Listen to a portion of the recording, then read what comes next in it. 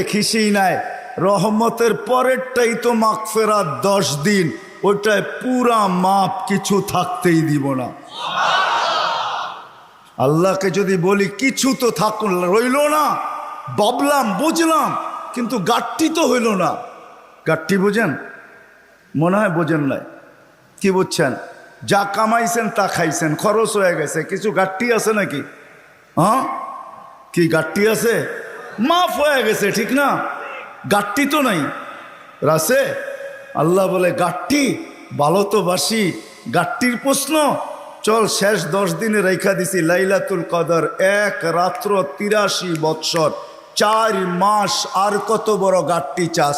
বাঁচবি তো 60-70 বৎসর, এর চেয়ে বড় গাট্টি দিয়া করবিটা কি বল? লাইলাতুল কদর আসে না আসে না? হ্যাঁ, বুঝাইতে পারলাম?